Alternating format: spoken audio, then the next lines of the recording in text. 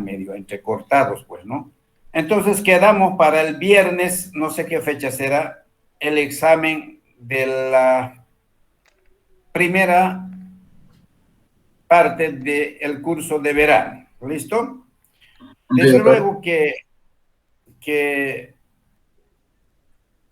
se les está diciendo desde ahora, aunque no lo hemos llevado todavía, pero lo vamos a llevar.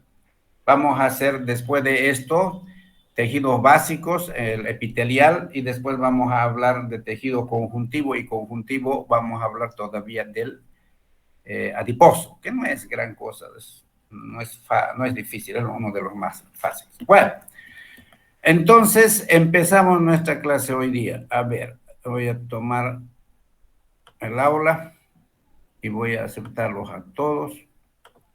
Yo creo que no hay más nadie, ya hay 77 compañeros. Vamos a compartir pantalla porque tenemos las diapositivas.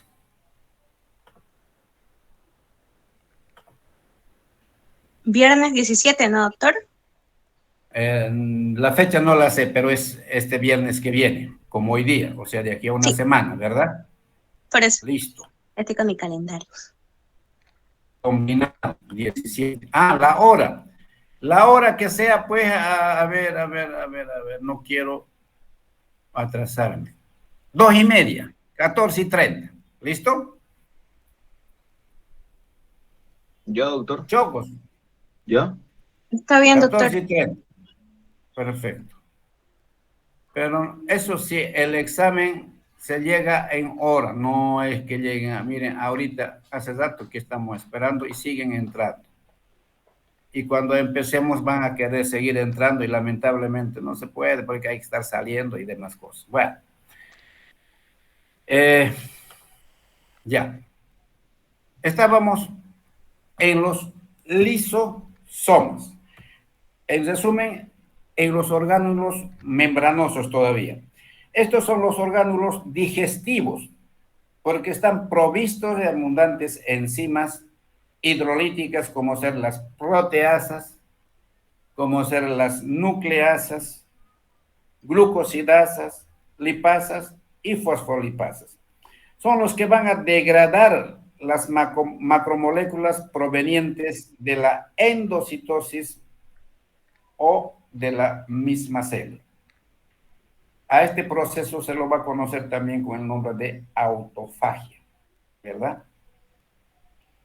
Los lisosomas entonces tienen, como dijimos ya, enzimas hidrolíticas y una membrana fosfolipídica de colesterol y un lípido exclusivo llamado ácido liso bifosfatídico, llamado ácido liso bifosfatídico, que resiste la hidrólisis a sus propias enzimas. Las proteínas estructurales de la membrana lisosómica se clasifican igualmente en proteínas de membrana asociado con lisosomas, glucoproteínas de la membrana, proteínas integrales de la membrana, y también contiene proteínas transportadoras, que son los que van a transportar productos finales de la digestión celular de los aminoácidos, sacáridos, nucleótidos. Cuando hagamos nuestra clase virtual, yo les rogaría que por favor no demoremos mucho. Miren que siguen ahí insistiendo y es una persona. Ven, nos complica la vida, por favor. Ya unos 5 minutos está bien para que entremos, pero no insistir toda la hora, pues. ¿No ven? Listo. Entonces sigamos con el lisosoma.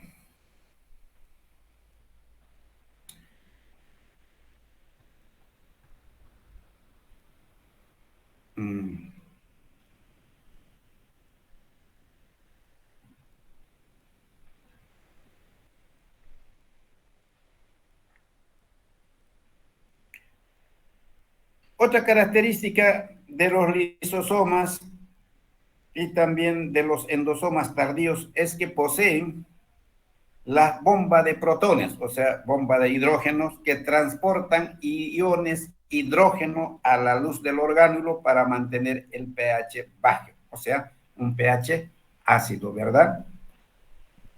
Existen varios trastornos genéticos en algunas personas que pueden tener mutaciones en los genes que codifican las enzimas lisosómicas. Una de las enfermedades se llama enfermedad por almacenamiento lisosómico, como ser la enfermedad de Tay-Sachs, de Gaucher y de Hunter. Estas enfermedades se caracterizan por un crecimiento lento, cambios faciales, defectos óseos articulares. Algunos fármacos, y aquí vamos a ver un detalle importante, algunos fármacos, como ser la cloroquina, afecta o puede afectar a los lisosomas. Por tanto, interfiere en los procesos digestivos del parásito, ¿no ven? Entonces, ¿se acuerdan que también se estaba utilizando, decían que era efectivo la cloroquina para el coronavirus? ¿Se acuerdan o no se acuerdan? No se acuerdan. Puede entonces este medicamento afectar entonces a los lisosomas, porque pueden interferir en los procesos digestivos en el caso de los parásitos. Vamos a entrar a otro orgánulo membranoso que es el retículo endoplasmático rugoso.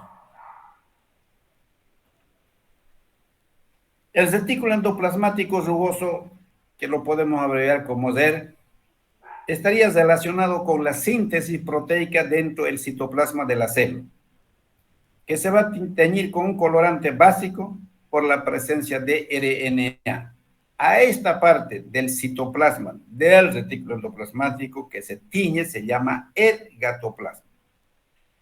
Al microscopio electrónico de transmisión, el retículo endoplasmático rugoso se puede ver como una serie de sacos membranosos, aplanados y que estuvieran interconectados.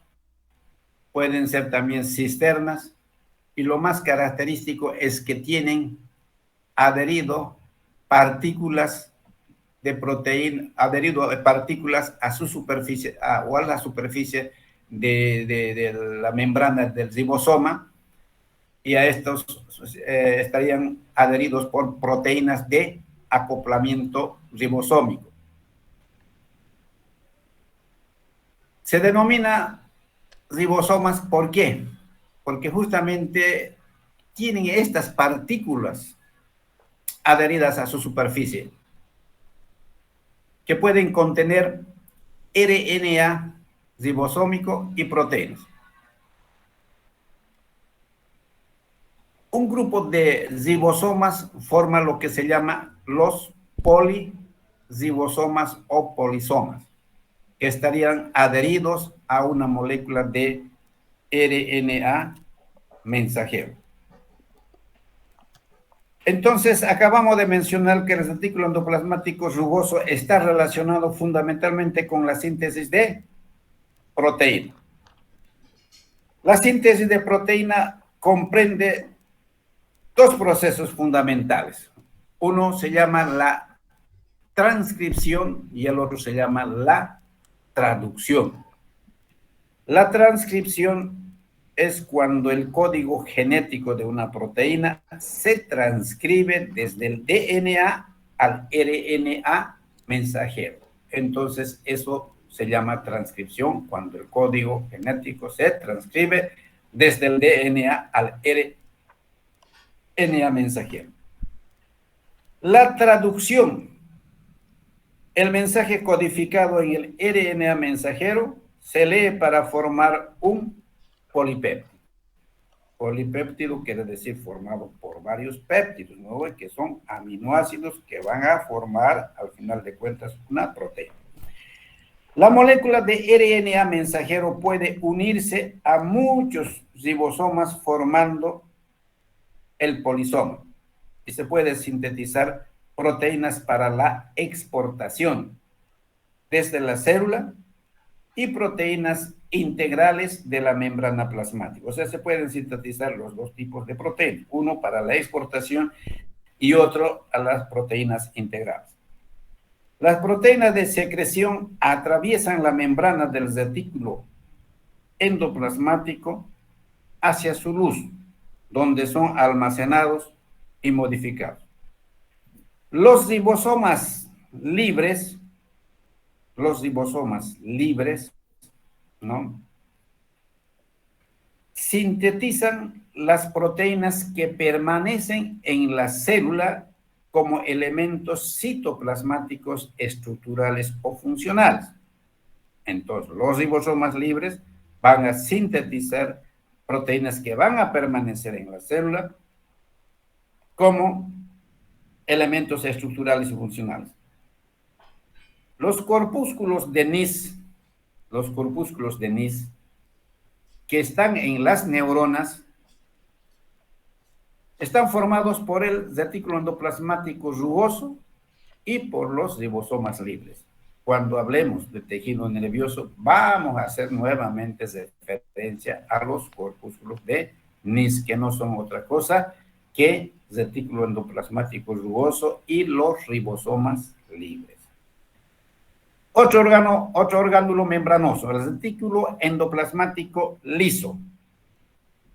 Estaría formado por túbulos cortos, anastomosados, pero no se van a asociar a la superficie de su membrana los ribosomas. Entonces, ¿por qué nos sucede esto? Porque carecen de esas famosas proteínas de acoplamiento ribosómico. ¿Qué funciones cumplen los ribosomas, el retículo endoplasmático liso? Participan en el metabolismo de los lípidos. Por eso hay mucho de estos en los hepatocitos. Síntesis de ácidos grasos y fosfolípidos. Síntesis y secreción de esteroides, principalmente por la corteza suprarrenal, las células intersticiales de Leydig del testículo. En el retículo endoplasmático liso, que existe en la célula muscular esquelética, se llama retículo sarcoplasmático. Repitiendo, el retículo endoplasmático liso que hay en las células musculares esqueléticas se llama retículo sarcoplasmático. Este retículo sarcoplasmático en el músculo esquelético secuestra calcio y el calcio es indispensable para la contracción, porque nuestro músculo esquelético, su función principal es la contracción, pues ¿no ven? Y también interviene en la desintoxicación y conjugación de sustancias nocivas, en el metabolismo del glucógeno, la formación y el reciclaje de membrana. Por estas funciones, entonces, el retículo endoplasmático liso se relaciona con enzimas como ser las hidrolasas, metilasas, la glucosa 6-fosfatasa, ATPasas y las oxidasas de lípidos. Con eso se acabó lo que corresponde al retículo endoplasmático liso. El aparato de Golgi. El aparato de Golgi está muy desarrollado en las células secretoras. No se tiñe con el colorante de la hematoxilina eosina. Se lo ve como una serie apilada de sacos aplanados o cisternas de membrana y extensiones tubulares. Las cisternas aplanadas están ubicadas cerca del retículo endoplasmático rugoso, van a representar la cara formadora o red cis-Golgi del aparato de Golgi. Volvemos a repetir, las cisternas aplanadas que están ubicadas cerca del retículo endoplasmático rugoso van a representar la cara formadora o red cis-Golgi. Las cisternas más alejadas del retículo endoplasmático rugoso van a formar la cara madurativa o red trans-Golgi. Entre ambas cisternas se va a llamar el Golgi intermedio. Función del aparato de Golgi. Función. Secreción de proteínas por exocitosis. Ojo, dice secreción, no dice síntesis, porque las proteínas se sintetizan en el retículo endoplasmático rugoso. Pero sí el Golgi puede producir la secreción de proteínas por exocitosis. Síntesis de gran cantidad de membrana, principalmente en las neuronas. Modificación, clasificación y envasado de proteínas que ocurre en la Z-trans-Golgi. Incluso podríamos llegar a decir que el Golgi es una especie de depósito de proteínas. Por eso la última función dice clasificación y envasado de las proteínas que ocurre en la Z-trans-Golgi. Mitocondrias. Ahí tenemos a la izquierda superior la mitocondria. Es abundante en las células que generan y consumen gran cantidad de energía. Entonces, ¿dónde se sintetiza la energía, el ATP? En las mitocondrias.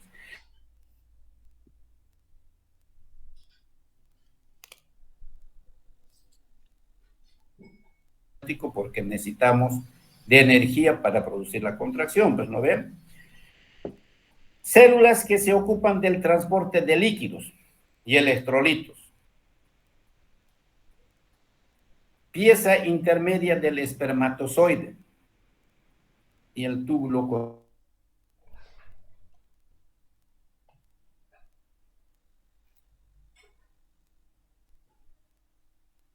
pueda mover, pues, ¿no? La mitocondria evolucionó a partir de bacterias anaeróbicas que se incorporaron en las células eucarióticas. No hay mitocondrias en los glóbulos rojos, por si acaso. Después casi en todas las células de nuestro cuerpo hay mitocondrias, pero en los glóbulos rojos no hay. Tampoco hay mitocondrias en los queratinocitos terminales, que son las células de la piel, las células epidérmicas. Aumentan su cantidad por división durante la interfase. Son de dos formas.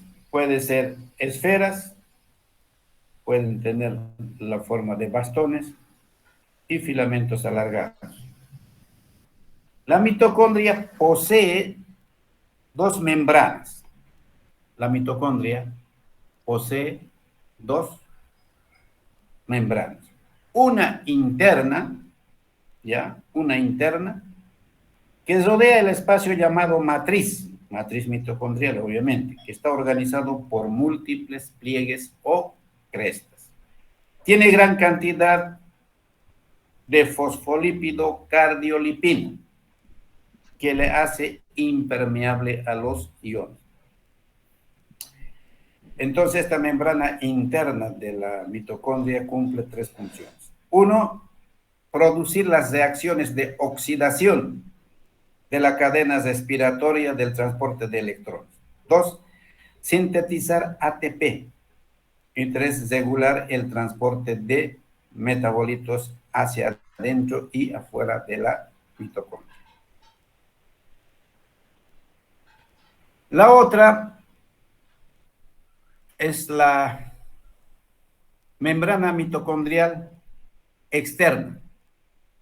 Contiene conductos aniónicos dependientes de voltaje, que se las llaman porinas mitocondriales. Son permeables a moléculas sin carga. La membrana externa de las mitocondrias puede contener enzimas, por ejemplo, como las fosfolipasa A2, monoaminooxidasa, acetilcoenzima A y la sintetasa. Las mitocondrias se pueden colorear con el verde jano. Función. En general, de la membrana.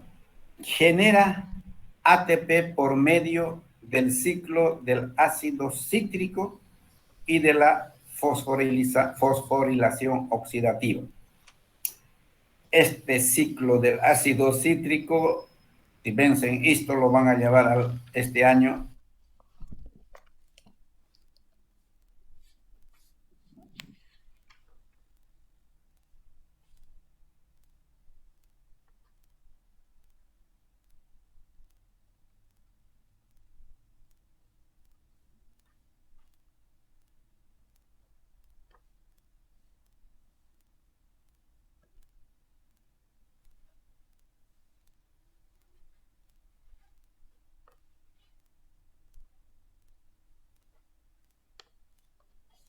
¿Soy yo o se salió el doctor? Sí, sí salió. Alguien escriba al grupo porque seguro él debe seguir hablando por su computadora. A ver, cuéntenme, ¿qué querían que me escriban? Era para avisarle, doctor, que se había salido de la sala. Por si- Exactamente. Pero esa es la culpa de esos tardones, por nada más. Bueno, ahora hay que volver a ingresar a compartir. No queda de otra. Paciencia y nada más.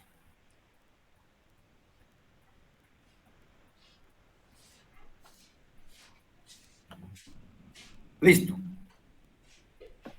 Ahora, con lo que hemos hablado de los peroxisomas, hemos terminado todo lo que es todos los orgánulos membranosos. Vamos a hablar de los no membranosos, que son poquitos y son sencillitos. Entre los orgánulos no membranosos tenemos a los microtúbulos. Microtúbulos.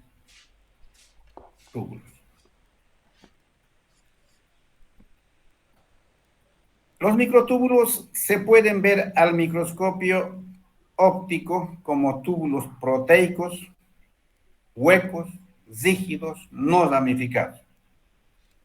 Estos microtúbulos pueden desarmarse en un sitio del citoplasma de la célula o pueden rearmarse en otro sitio. Los microtúbulos, acuérdense un poquito de la mitosis celular, crecen del centro organizador de microtúbulos. Crecen del centro organizador de microtúbulos. Crean un sistema de conexión dentro de la célula y los microtúbulos se encuentran en los cilios y los flagelos. Y están formados por partes iguales de alfa-tubulina y de beta-tubulina. Están formados de partes iguales de alfa-tubulina y beta-tubulina. La longitud de los microtúbulos cambia conforme a lo que si se añaden o se extraen los dímeros de tubulina, a lo que se llama inestabilidad dinámica. Funciones. Los microtúbulos intervienen en el transporte vesicular intracelular. Movimiento de cilios y flagelos, porque hace ratito decimos que hay en cilios y flagelos. Fijación de los cromosomas, que es una de las funciones más importantes de los microtúbulos, al uso mitótico.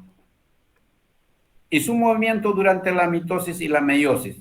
Elongación y desplazamiento celular, mantenimiento de la forma celular. Los defectos en la organización de los microtúbulos, ¿no? Inmovilizaría obviamente los cilios y los flagelos, los cilios del aparato respiratorio, que es como en algún momento, tal vez si algo han escuchado, sirve para eliminar las secreciones de sustancias extrañas, a lo que se llama el síndrome de Cartagenero. Otros orgánulos no membranosos. Tenemos los filamentos de actina o microfilamentos. Los filamentos de actina o microfilamentos. Son filamentos de actina y los que están libres en el citoplasma se conoce como actina G o actina globular, y la actina polimerizada de los filamentos denominada actina F o actina filamentosa.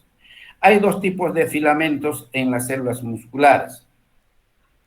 Los dos de actina, y son los llamados filamentos finos, y son los llamados filamentos finos, y los filamentos de miosina 2. O si ustedes quieren, los filamentos finos y los filamentos gruesos, ¿no ven?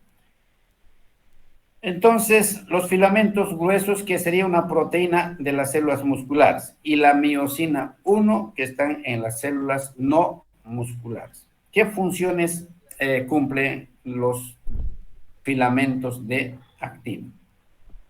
Anclaje en las uniones celulares y movimientos de proteínas de la membrana celular.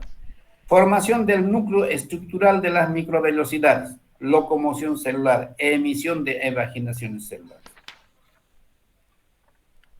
Los filamentos de actina son indispensables para la migración de los leucocitos y de los fagocitos. Entonces, estos filamentos de actina son indispensables para la migración de leucocitos y de fagocitos. Filamentos intermedios. Se llaman intermedios porque su diámetro es intermedio entre los filamentos de actina y los microtúbulos.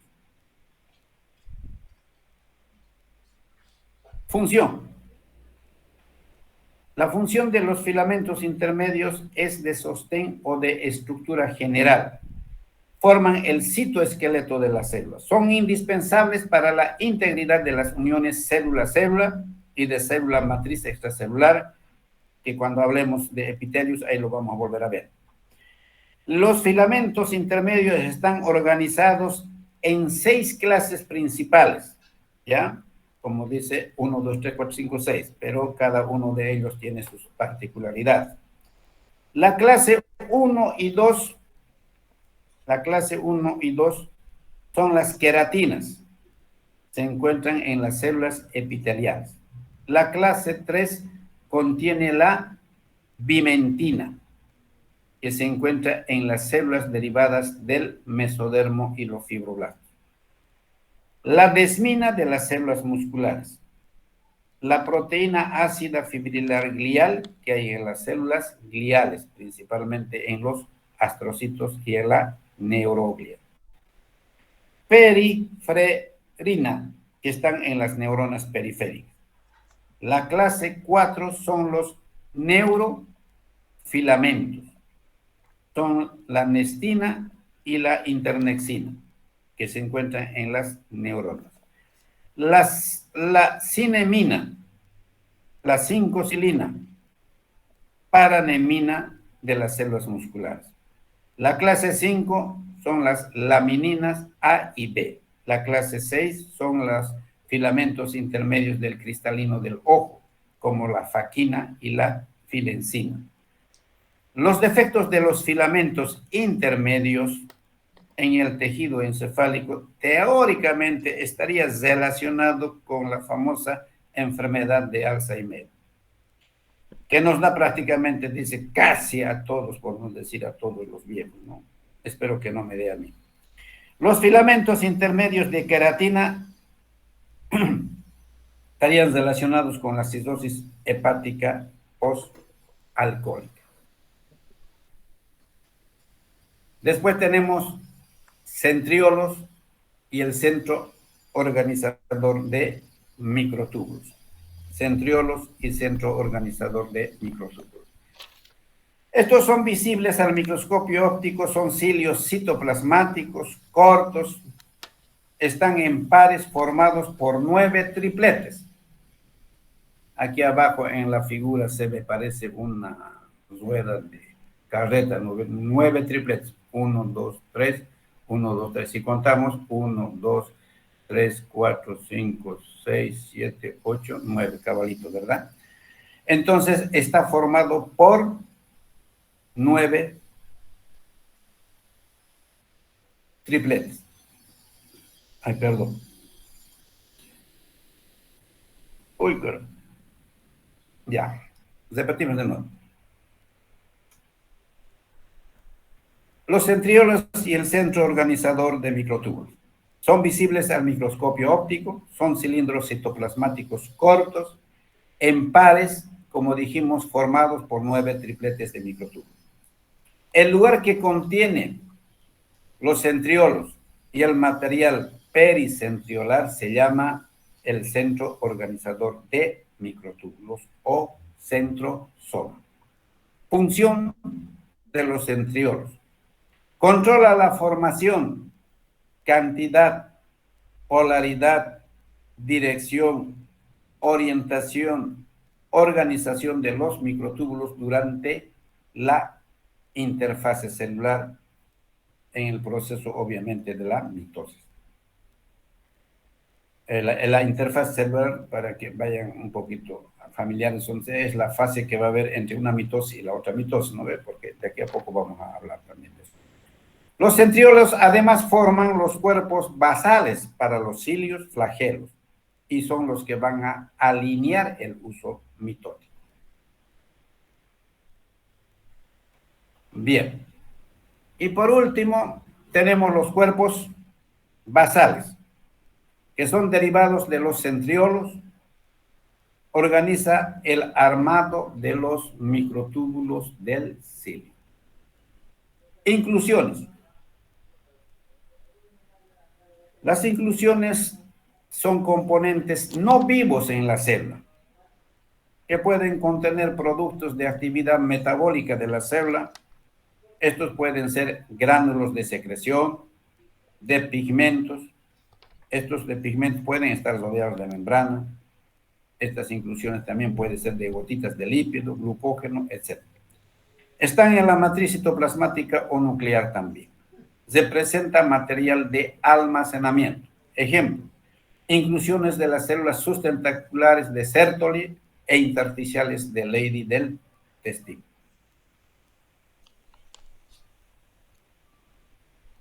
Después tenemos la matriz citoplasmática, que en algún momento ya lo dijimos, el citosol.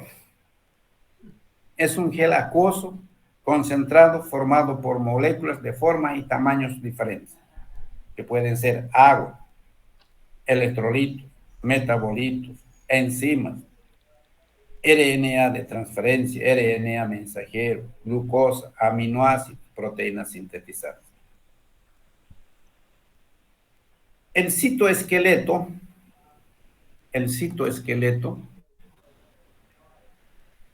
estaría formado por microtúbulos, filamentos delgados e intermedios. Es el lugar donde va a ocurrir, o sea, en el citoplasma, va a ser el lugar donde va a ocurrir procesos fisiológicos fundamentales para la vida de la célula, como por ejemplo, síntesis de proteínas, degradación de nutrientes. Con eso, prácticamente ya hemos terminado todo lo que corresponde al citoplasma. Ahora vamos a hablar de lo que es el núcleo. El núcleo contiene la información genética, o sea, es el que contiene el famoso genoma. Maquinaria para la duplicación del DNA y transcripción y procesamiento del RNA. Sus componentes son la cromatina, el nucleolo, envoltura o membrana nuclear y el nucleoplasma. La cromatina está organizada en forma dispersa, que sería la eucromatina en forma condensada y la heterocromatina que contiene el DNA. Proteínas nucleares responsables de la basofilia. En las células en división, la cromatina están en los cromosomas. El corpúsculo de Barr es una región de heterocromatina que es el que va a determinar el sexo. ¿Por qué? El corpúsculo de Barr es como un palillito, como un palito que sobresale de los neutrófilos, ¿no ven? Si eso se encuentra, significa o sea, si se encuentra el corpúsculo de Barr en las células sanguíneas, como estamos acabando de mencionar, en el neutrófilo, significa que es mujer, el hombre no tiene. El nucleolo contiene DNA en forma de genes de RNA, ribosómico, RNA, proteínas. Es donde se va a sintetizar el RNA ribosómico y armado inicial de los ribosomas.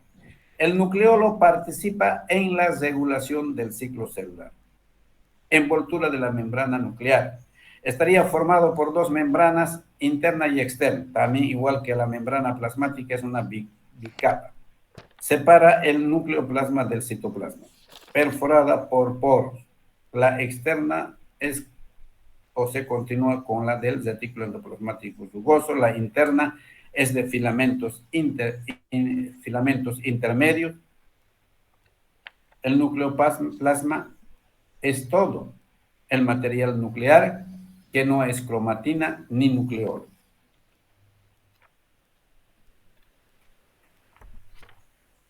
Bien. Ahora vamos a hablar brevemente de lo que es el ciclo celular. ¿Qué es el ciclo celular? Es una secuencia de acontecimientos autorregulada que va a controlar el crecimiento y la división celular, ¿no es cierto? Entonces la división celular, ya lo saben ustedes, se llama mitosis. Cuyo objetivo, o sea, del ciclo celular, es producir dos células hijas con cromosomas idénticos a los de su progenitor. El ciclo celular tiene dos fases. Uno que es la interfase, que hace rato estábamos hablando, y otro que es la mitosis. La interfase se produce, o sea, durante la interfase se va a producir el crecimiento de la célula. Y durante la mitosis, o la fase M, que va a estar caracterizada por la división del genoma, que puede tener también otras fases como la fase G1 o GAP1, que es la más larga, comienza al final de la fase M. La célula capta sustancias nutritivas y sintetiza el RNA, proteínas, duplicación de los cromosomas. Y la fase FGS es donde se va a sintetizar el DNA que se duplique.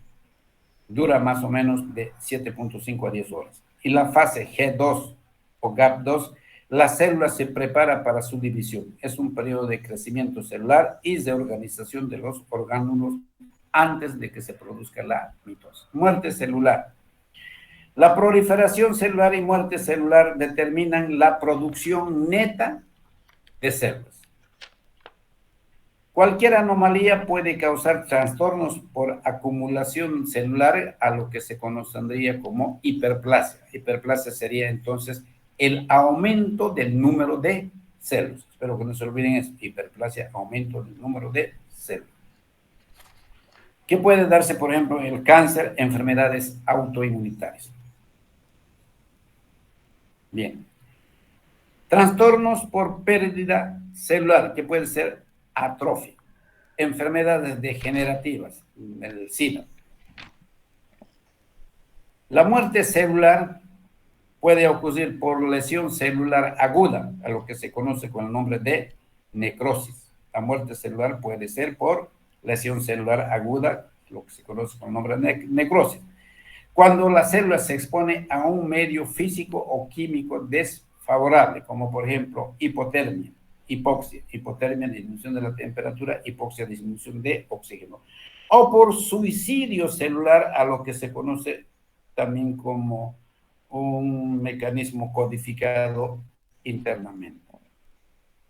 La apoptosis, que es la muerte celular programada, codificado en condiciones fisiológicas normales, regulado por estímulos internos y externos. Las muestras características morfológicas y biológicas son de la muerte celular: fragmentación del DNA, disminución del volumen celular, pérdida de la función mitocondrial, vesiculación de la membrana y formación de los cuerpos apoptóticos. Con eso se acabó, niños, todo lo que corresponde al capítulo de la célula. Entonces, ahora entraríamos directamente a otro. que serían los tejidos básicos. ¿Alguien tal vez quisiera preguntar o tener alguna curiosidad?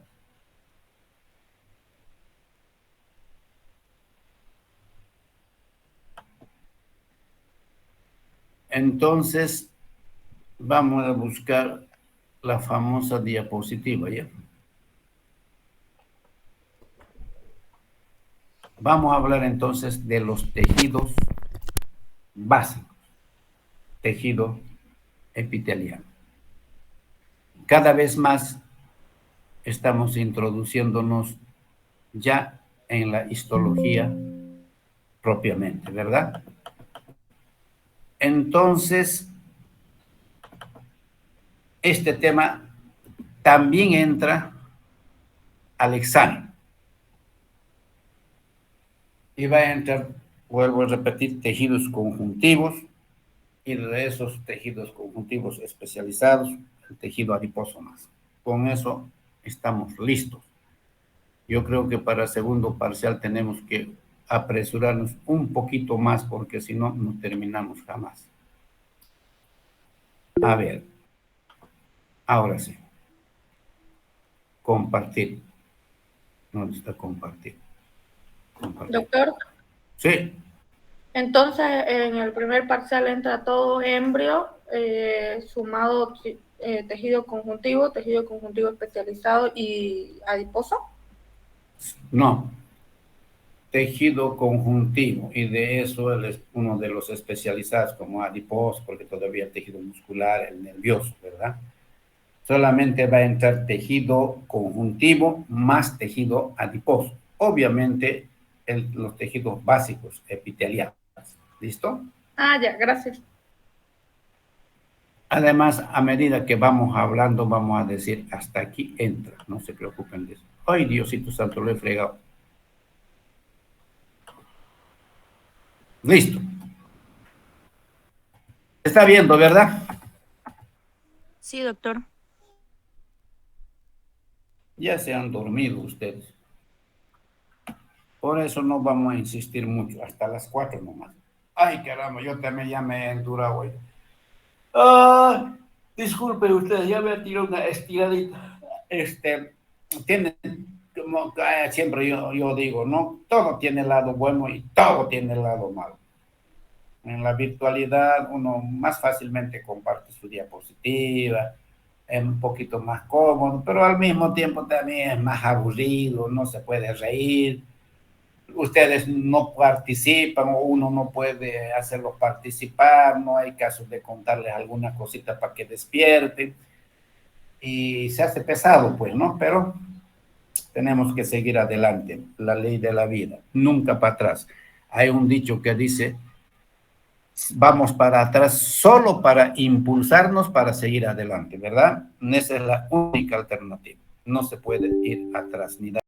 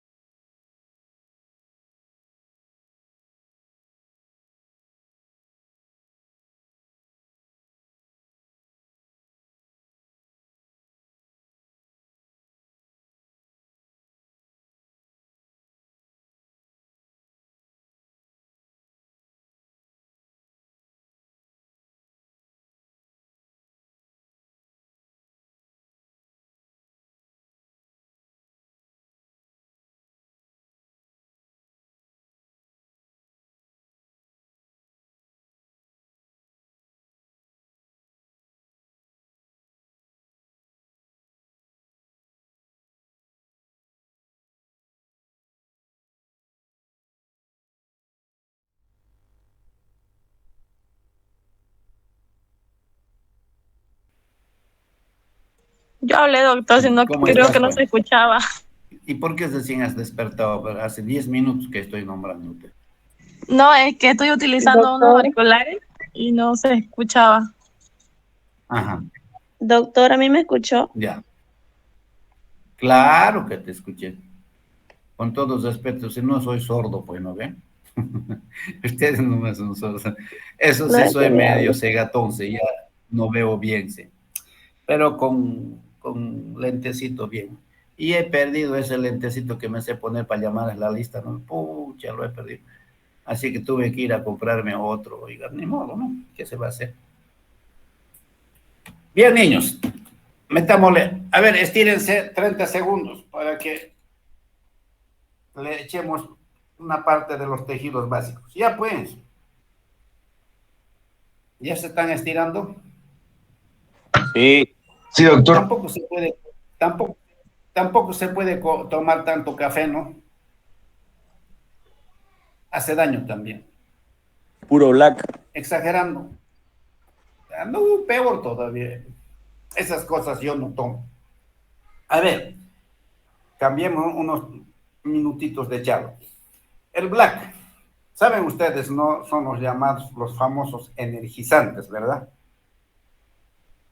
Sí, ¿Sí o no? Ya pues digan, sí. sí, Ya, son Sí, doctor. energizantes. ya. Vamos a suponer que un carro, ya, 0 kilómetros, tiene una capacidad para 1 tonelada de carga. ¿Listo? Pero tú dices, claro, es nuevo.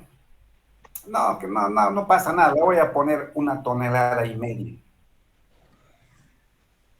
Yo te aseguro que lo vas a arruinar al carro porque lo estás forzando. Está fuera de su capacidad. Y en la vida real jamás vas a hacer eso porque cuidas a tu carro más que a tu mujer o a tu marido. Ahora, en esta situación que ustedes, por ejemplo, la compañera hablaba del black. Nosotros como seres humanos, como personas, también nos cansamos, nos fatigamos, ¿verdad? Y para no cansar ni fatigarnos, para que nuestro cuerpo, supuestamente nuestro organismo rinda más, entonces tomamos esos estimulantes. Por ejemplo, el black tiene, o también los estimulantes tienen gran cantidad de cafeína. Lo que estamos entonces haciendo es forzar.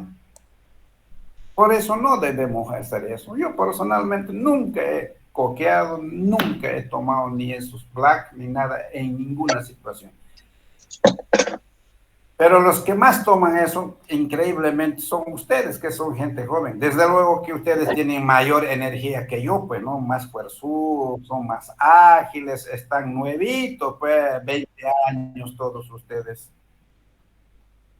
Yo a los 20 años, pues, ¿qué iba a pensar? Ni siquiera había esos energizantes, pero la industria hace, ¿no? Para poder sobrevivir. Y de alguna manera, en vez de hacer un beneficio, hace daño, ¿no? Y uno no debe tomar, de verdad. Si te sientes cansado y no puedes más, ni modo, pues preferible es que descanses, aunque pierdas algo. Preferible a que estés tomando eso y sigas adelante forzando tu organismo. Bien, niños. Vamos a continuar entonces con lo que es los tejidos básicos. Voy a poner la diapositiva, ¿ya? Diapositiva.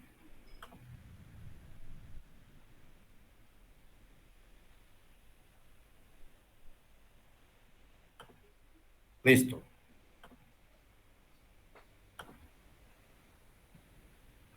Ya. Entonces, los tejidos básicos. Empezamos por clasificación, concepto. Dentro de los tejidos básicos vamos a hablar del tejido epitelial y también del glandular. Entonces, ¿qué es el tejido? No, antes, ¿qué son los tejidos? Ya nos hemos cansado de decir, es un cúmulo o grupo de células organizadas para cumplir una función, o puede ser una o más funciones específicas, ¿no es cierto? Porque, ¿cómo se llama esto? Porque la neurona no cumple la misma función que la célula muscular esquelética, pues, ¿no? Uno para transmitir impulsos, almacenar, el otro fundamentalmente para la contracción. Todos los órganos están compuestos por 4 tipos de tejidos básicos, o sea, los tejidos básicos son 4. Uno es el famoso tejido epitelial, 2, el tejido conjuntivo. Y como tejidos conjuntivos especiales tenemos el muscular y el nervioso. Tejido epitelial, conjuntivo, muscular y nervioso. Listo. El epitelial, así en una forma general, el tejido epitelial va a revestir el cuerpo, o sea, va a estar en todas las partes que se reviste, ya sea hacia adentro y afuera incluso. Va a revestir entonces el cuerpo. Tapiza cavidades, por ejemplo, intestino, digamos. Forma glándulas. Y se va a caracterizar, porque eso es lo más importante, por la íntima aposición de sus células. Se va a caracterizar por la íntima aposición de sus células. Pero este está sin, ¿cómo se llama? Sin, ay Dios, está sin imagen. Vamos a buscar la otra diapositiva que está con imagen. Se va a caracterizar fundamentalmente entonces, ¿por qué? Por la íntima aposición de sus células. ¿Qué significa eso? Significa que las células están muy cercas una de otras. Eso es lo que sucede en el tejido epitelial. Oye, ¿y qué ha pasado? Ah, ya sé. Nada. Vaya, hombre.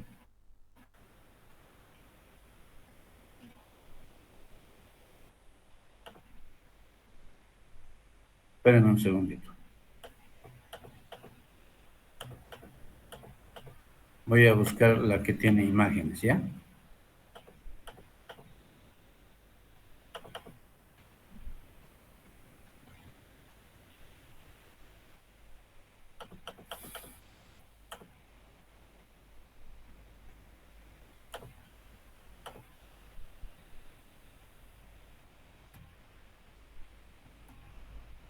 Ya. Ahora sí. Estas son mucho más bonitas. Entonces, vamos a volver a repetir. Se caracterizan por la íntima aposición de sus células. Y el tejido epitelial siempre va a estar en una superficie o va a tener una superficie libre. ¿Ya? Tejido conjuntivo. El tejido conjuntivo subyace, pues el tejido subyace quiere decir que está por debajo del epitelial y es el que va a sustentar a otros tejidos. Rodea, sostiene y se va a caracterizar fundamentalmente por su matriz extracelular. El conjuntivo es tejido de sostén y se va a caracterizar fundamentalmente por su matriz extracelular. El tejido muscular, el primero es epitelial, el de arriba, el segundo hacia abajito es tejido conjuntivo y el de abajo es tejido muscular, por si acaso este de aquí. ¿Dónde está? Entonces, fundamentalmente se va a caracterizar el conjuntivo por su matriz extracelular. El tejido muscular está obviamente formado por células contráctiles que se van a contraer, son los responsables del movimiento. Tejido nervioso, ya lo dijimos en cierta parte, recibe, transmite e integra información del medio interno y el externo para poder controlar las actividades del organismo que van a estar formados por células nerviosas, las neuronas, que son células altamente especializadas y también va a haber varios tipos de células de sostén. Sabemos que las neuronas poseen dos prolongaciones. Cuando llevemos tejido nervioso, lo vamos a profundizar un poquito más todavía, ¿ya? Una prolongación que se llama axón, que es largo, es el que transmite los impulsos que se va a alejar del cuerpo o soma de la neurona. Además, el axón contiene el núcleo. Entonces, del axón tienen que aprender eso. El que transmite los impulsos del cuerpo de la neurona o soma neuronal hacia otra neurona. Bien. Y tiene múltiples prolongaciones que se llaman las dendritas, que son los que reciben los impulsos y van a transmitir hacia el soma neuronal. Por las dendritas va a entrar el impulso y va a llegar al cuerpo de la neurona. De la neurona va a salir por el axón, ¿verdad? Bien. En el sistema nervioso central, en el encéfalo, médula, las células de sostén se llaman células neurogliales. Se llaman células neurogliales. En el sistema nervioso periférico se llama las células de Schwann y las células satélite. Listo. Identificación de las células, perdón, de los tejidos. ¿Cómo vamos a identificar los tejidos? Por sus células. Y sus células, ¿qué vamos a ver? Su forma. Planas, cúbicas, cilíndricas, ¿no ven? Por la localización, por el número. Por sus estructuras y funciones específicas, como por ejemplo las células del músculo, las células nerviosas. Sus relaciones celulares específicas, como por ejemplo el tejido conjuntivo. Ahora sí vamos a hablar de lo que es el tejido epitelial y las glándulas. El tejido epitelial, dentro de lo que es el concepto, podemos decir que es un tejido avascular. ¿Qué significa eso? Que no tiene vascularización. Cualquiera pensaría que cuando te cortas, ay, me he cortado, está sangrando mi piel. Nada, señor, no está sangrando tu piel. Es lo que está sangrando estructuras más profundas. Claro que pareciera que sangrar porque la sangre mancha todo. ¿No? Entonces el tejido epitelial, volvemos a repetir, es avascular. Reviste cavidades internas cesadas, recubre superficies externas y forma la porción secretora de las glándulas. No se olviden eso, ¿ya? Y también sus conductos excretores. Funciona como receptores de órganos sensoriales. Por ejemplo, los receptores de los órganos sensoriales del oído es epitelio. De la vista es epitelio. Del gusto es epitelio. Del olfato son epitelios. Características de sus células. Ya lo dijimos. Están dispuestas muy cerca una de otra. Se adhieren por uniones intercelulares especializadas. Las células epiteliales y finalmente todas las células de nuestro cuerpo no están libres, están unidas unas a otras, porque si no, pues camináramos y desamáramos células, ¿no? Acabáramos seguramente sin nada. Están unidas. Claro que eso a simple vista no se ve. Entonces, no se olviden que se adhieren una con otra célula a través de uniones intercelulares especializadas. Sus funciones se asocian, la función del epitelio se va a asociar de acuerdo a 3 regiones morfológicas distintas que existen en los epitelios. Entonces existe una región apical, que es la parte más superficial, una región basal, que es como dicen la parte más baja, y una, digamos, región, digamos, algo intermedio, ¿ya? Entonces, región apical, esa región intermedia, que le podemos llamar región lateral, y la parte más de abajo, la región basal. Sus propiedades estarían determinadas por lípidos específicos y proteínas integrales de la membrana. La superficie basal se apoya entonces siempre en una membrana basal. Hay un cierto tipo de tejidos epiteliales que se llaman tejidos epitelioides. ¿Y cuáles son esos tejidos epitelioides? Son los tejidos que son un conjunto de células epiteliales, pero que carecen de superficie libre, aunque nosotros dijimos que el epitelio siempre tiene superficie libre, pero en este caso es la excepción a esa excepción de los tejidos epiteliales que carecen de superficie libre se llaman tejidos epitelioides. Por ejemplo, las células intersticiales de Leydig, del testículo, células luteínicas del ovario, los islotes de Langerhans del páncreas, de la glándula suprarrenal, las células del lóbulo anterior de la hipófisis, macrófagos del tejido conjuntivo. Clasificación de los epitelios. Ahí está a la derechita, a la izquierdita de ustedes, los 3 tipos de epitelios de acuerdo a la forma de sus células. La clasificación puede ser descriptiva y se va a fundamentar en 2 factores. Uno, por los estratos celulares, o sea, por el número de capas que va a tener el epitelio. Puede ser un epitelio simple que solo tiene un estrato celular, una sola capa. ¿No ven? Puede ser estratificado cuando tiene 2 o más capas celulares. ¿Ya? Por la morfología individual de las células se puede clasificar en planas o escamosas. Es cuando el ancho y la profundidad celular son mayores que la altura.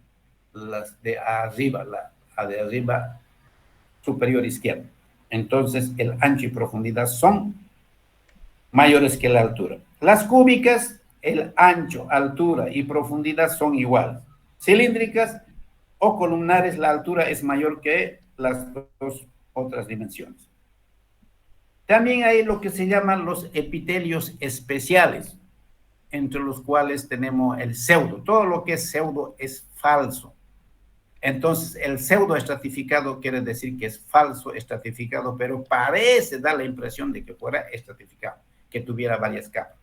¿Por qué? Porque algunas células no alcanzan la superficie libre y otras alcanzan la superficie libre. Eso da lugar a que podríamos nosotros pensar de que es un epitelio estratificado. Aquí vemos, ¿no ven?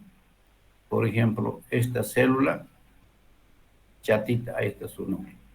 En cambio, esta alcanzó la superficie, esta alcanzó la superficie, esta otra no, ¿verdad? Entonces, esto si yo veo, pareciera que fuera más de un estrato, 2 estratos, hasta pareciera que tuviera 3 estratos. Bien. ¿Qué más? Otro epitelio especial es de transición o urotelio.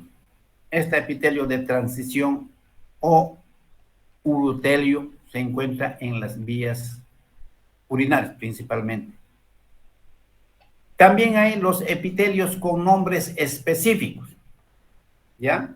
Tenemos, ahí está triplemente escrito, ¿no? Tenemos el endotelio. El endotelio, ya se imaginarán dónde hay. Es el epitelio, ¿no es cierto?, plano simple que va a revestir los vasos sanguíneos. Va a revestir los vasos sanguíneos, los ventrículos, las aurículas, los linfáticos. Excepto en las vénulas postcapilares del tejido linfático, que es cúbico. Después tenemos el endocardio. Epitelio plano simple que tapiza los ventrículos y las aurículas.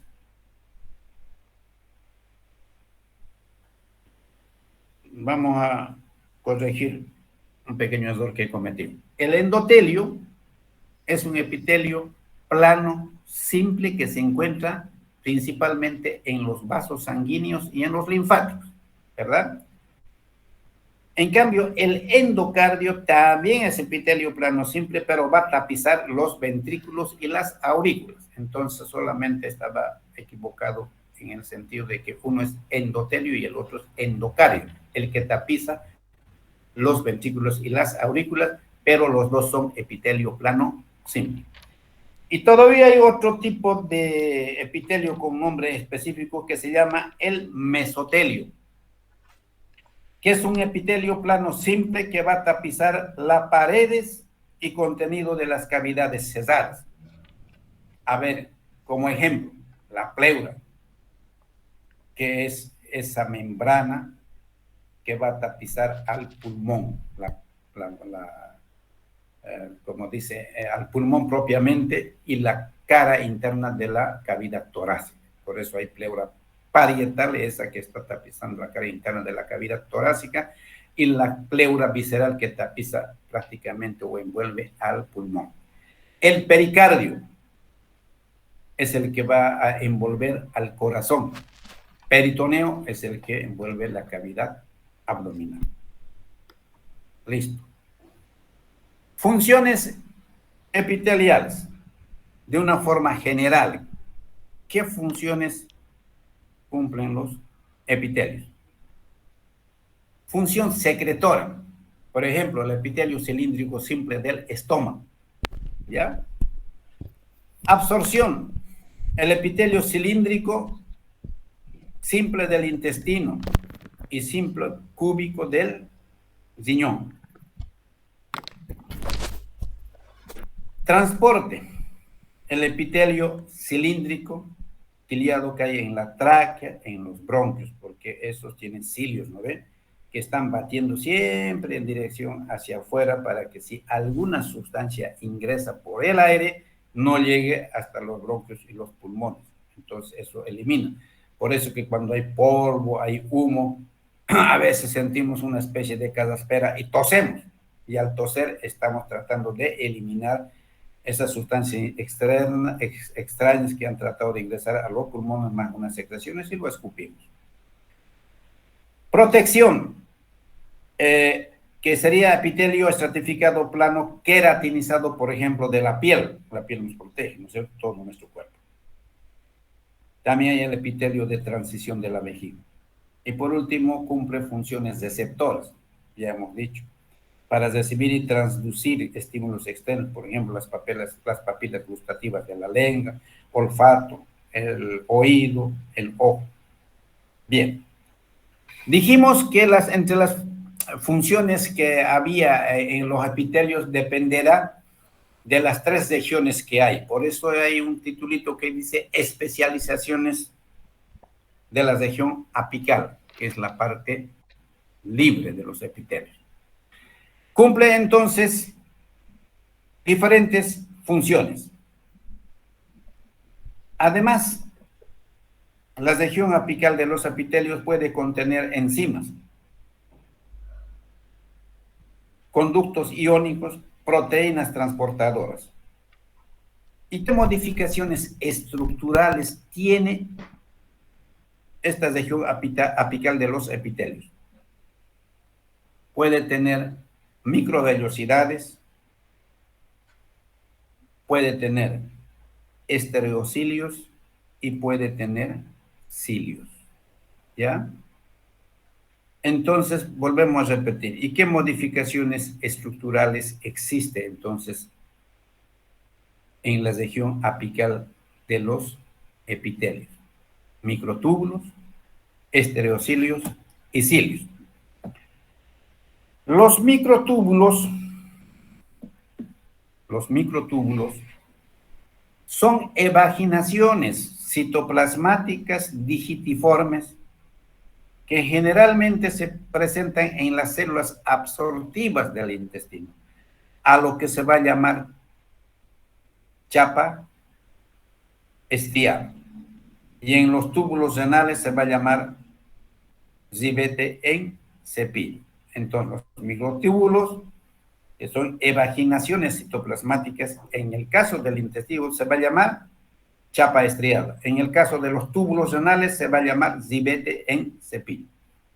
Estos microtúbulos contienen filamentos de actina que están fijados a una proteína que se llama la pellina, ubicada en la punta de las microvellosidades. El velo terminal está justo debajo de la base de las microvellosidades, compuesto por filamentos de actina estabilizados por otra proteína que se llama espectrina, que además va a servir para fijar a los microtúbulos a la membrana celular apical. Estereocilios o microvellosidades. Estos son estructuras inmóviles de gran longitud. Por ejemplo, ¿dónde hay los estereocilios? En el epidídimo, en el conducto deferente, en el oído. Estos estereocilios están sostenidos por fascículos internos de filamentos de actina y una molécula asociada a la membrana plasmática, que se va a llamar la estrina. Podemos repetir, están sostenidos por fascículos internos de filamentos de actina y una molécula asociada a la membrana plasmática, la estrina, que fija los filamentos a la membrana plasmática. Cilios. Los cilios también son evaginaciones de la membrana plasmática. Son móviles, capaces de mover líquido y partículas sobre la superficie epitelial. ¿Dónde va a haber cilio? Va a haber obviamente en la tráquea, en los bronquios, en las trompas uterinas. ¿Se acuerdan? Que el óvulo es transportado por los movimientos de los cilios de la mucosa uterina y, ¿por qué más? Las contracciones propias de la trompa uterina.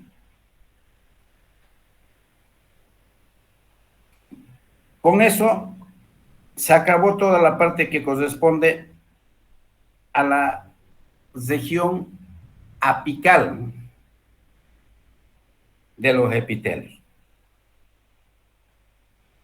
Ahora vamos a ver la especialización de la región lateral. O sea, en la región lateral de los epitelios se especializa justamente en la adhesión célula a célula. En otras palabras, más que todo se unen las células epiteliales por la región lateral. Por eso se habla fundamentalmente de adhesión célula a célula. Entonces, las células de la región lateral de los epitelios están en íntimo contacto con las regiones laterales de las células vecinas. La región lateral entonces va a presentar proteínas exclusivas llamadas moléculas de adhesión celular. Va a tener proteínas que se van a llamar moléculas de adhesión celular, las CAM. Moléculas de adhesión celular. Las CAM. Las basas terminales están ubicadas en la porción apical o terminal de la célula. Son sitios de adhesión especializada entre células epiteliales. Los componentes estructurales que forman el dispositivo de basera y de adhesión se llaman complejos de unión. O sea, los componentes estructurales que van a hacer eso de la adhesión de célula con otra célula se va a llamar complejo de unión. Entonces, estos complejos de unión unen células individuales y existen tres tipos de unión de célula con célula. Se llaman uniones ocluyentes, uniones adherentes y las uniones comunicantes o uniones de hendidura o nexo. Repetimos. Existen tres tipos de uniones en la región lateral de célula-célula. Uniones ocluyentes, adherentes y uniones comunicantes. ¿Cuáles son las uniones ocluyentes? Que también se llama zónula ocludentes o uniones estrechas. Es impermeable y permite que los epitelios actúen como una barrera en el componente más apical del complejo o es el componente más apical del complejo de unión. Se va a crear por el sellado de membranas plasmáticas de las células adyacentes, quiere decir de células que están juntas una con otra. Son una serie de fusiones focales entre células creadas por proteínas transmembranas. ¿Cuáles serían esas proteínas transmembranas que van a intervenir en las uniones ocluyentes? La ocludina, la claudina y la molécula de adhesión. Podemos repetir. Las proteínas que intervienen en las uniones ocluyentes son la ocludina, claudina y molécula adhesiva de la unión. Listo. Las uniones adherentes. Las uniones adherentes proveen adhesiones laterales entre células a través de proteínas que van a vincular el citoesqueleto de las células adiacentes. O sea, el otro era por el sellado. En cambio, esto vinculan, unen, si quieren, el citoesqueleto de dos células adyacentes o contiguas. Y son la adherente. La zónula adherente acopla el citoesqueleto de actina con la membrana plasmática. La zónula adherente acopla el citoesqueleto de actina con la membrana plasmática. La mácula adherente, los desmosomas, interaccionan con los filamentos intermedios y lo acopla con la membrana plasmática. Función estructural, morfogénesis y diferenciación de los tejidos. Aparte de esta mácula adherente, hay otros dos tipos de uniones adherentes que se llaman adhesiones focales y los hemidesmosomas. Las adhesiones focales son integrinas que fijan el citoesqueleto de actina a la matriz extracelular. Y los hemidesmosomas fijan los filamentos intermedios a la matriz extracelular. Ahora, las proteínas transmembrana, que se llaman moléculas de adhesión celular o las CAM, van a cumplir funciones en las uniones célula-célula y célula-matriz extracelular. Si ocurre entre tipos diferentes de CAM, se denomina uniones heterotípicas. Y si ocurre unión entre CAM del mismo tipo, se llaman unión homotípica. Existen 4 familias de CAM. 4 familias de CAM. Uno son las caderinas, las integrinas, las selectinas y la superfamilia de las inmunoglobulinas. De las 4 familias de CAM, las caderinas son dependientes del calcio o dependen del calcio. Se encuentran en la zónula adherente. Integrinas interaccionan con las moléculas de la matriz celular, filamentos de actina y filamentos intermedios. Son las que controlan el movimiento, forma y el crecimiento de diferenciación celular.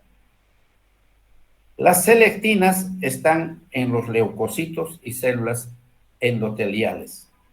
Median el reconocimiento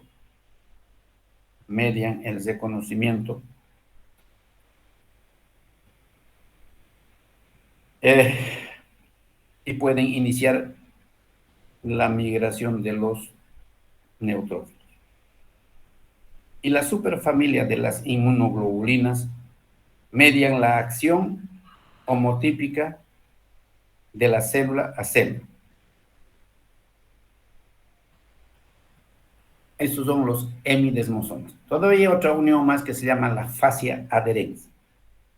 Es una unión laminar que estabiliza los tejidos no epiteliales. Por si acaso, la fascia adherente ya no correspondería a las uniones de la región lateral, célula-célula, ¿no ven? Sino la fascia adherente es una unión laminar que estabiliza los tejidos, pero no epiteliales. Por ejemplo, ¿dónde vamos a ver? En las células musculares cardíacas. las células de diferentes epitelios que necesitan entonces diferentes tipos también de adhesión. Punto. Y el tercer tipo de uniones eran las uniones comunicantes o en hendidura o nexos. ¿Ya? Consiste en la acumulación de poros o canales transmembrana que están muy juntos, lo que permite que las células intercambien iones, moléculas, reguladores y metabolitos casi instantáneamente. Son las que permiten el paso directo de moléculas de señalización de una célula a otra. Están en el epitelio, en el músculo liso y cardíaco y nervioso.